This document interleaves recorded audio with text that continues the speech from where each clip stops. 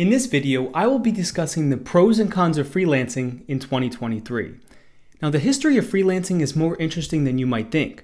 You might assume that the word freelance was introduced after the technology boom of the late 90s and the early 2000s. However, that is not the case. The word freelance actually dates back to as early as the 19th century, going back to the Middle Ages. Now, in this time, there were two types of workers of the period. There were those who were employed by the king, and then those who sought their own employment, working for whoever was willing to pay them. Therefore, the freelancers of that time were independent, self-sufficient laborers who earned a living by selling their skills. In today's world, the definition hasn't really changed that much. A freelancer is simply a person who makes money by completing work on a job-per-job basis. So they are independent workers and they're not tied down to one specific firm or corporate entity. Now, this allows freelancers to experience many benefits. And in addition to these perks, there are also some downsides to working as a freelancer. So in this video, we are going to go over the pros and the cons of freelancing. Freelancing is an ever-evolving career. Now, in 2020, when the pandemic hit, freelancing saw one of the most significant changes in the industry.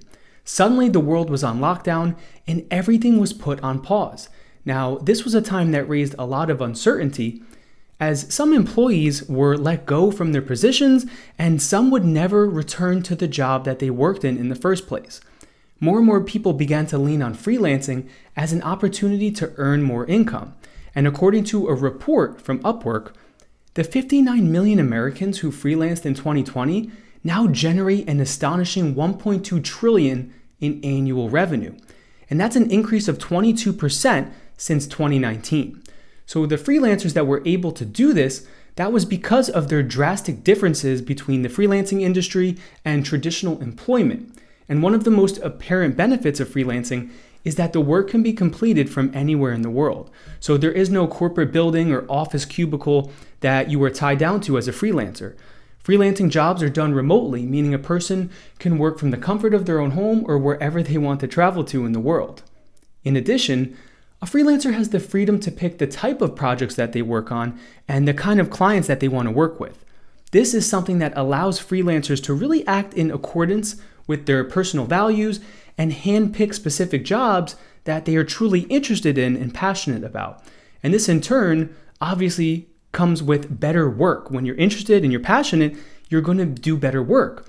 So this independence also results in a more flexible schedule. That's another huge benefit of freelancing, is that you can escape that 9-to-5 grind and you have the ability to create your own set of working hours that you choose. Now, as a freelancer, you also have control over the workload and the pace of the projects that you work on, which can lead to an increased earning potential. The more jobs you take as a freelancer, the more successful you will become and the greater the possibility of achievement and increased pay. Freelancing also gives you the ability to explore new skills by exposing yourself to new opportunities that you may not have received in a typical corporate setting. For example, a freelancer can accept positions covering a wide variety of topics, whereas a corporate employer may want their employers to stick to just one strength and one skill. In contrast to the positive attributes of freelancing, now let's go over some of the cons, because there are also some challenges that come with the freelancing industry. Now, one of the biggest ones for those that are just beginning their career as a freelancer is it can be difficult to start out due to your lack of experience. It can be challenging to build momentum when you were a freelancer just getting started and emerging into the field.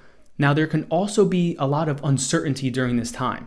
And on top of that, there's also competition from other qualified freelancers competing for the same jobs that you are going to be applying to.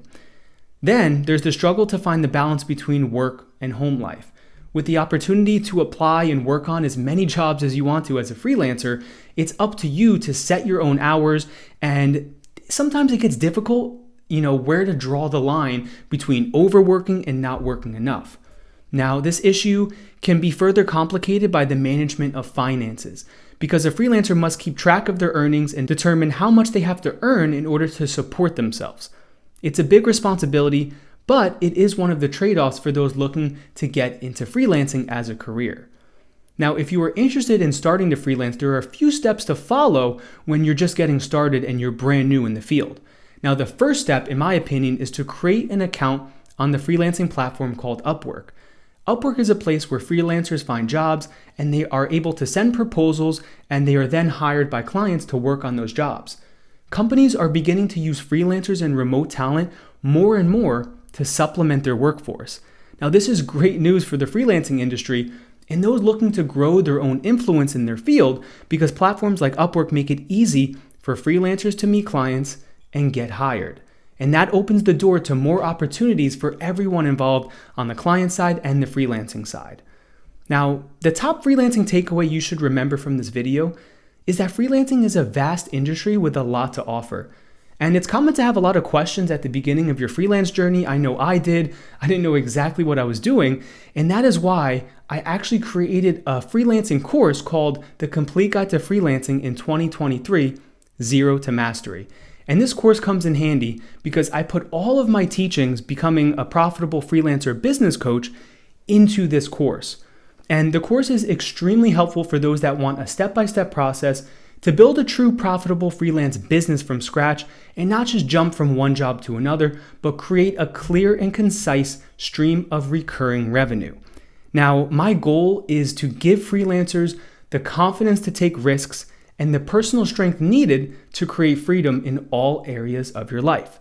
You can check out my course in the description of the video, sign up to the Zero to Mastery Academy. They also have a ton of other courses.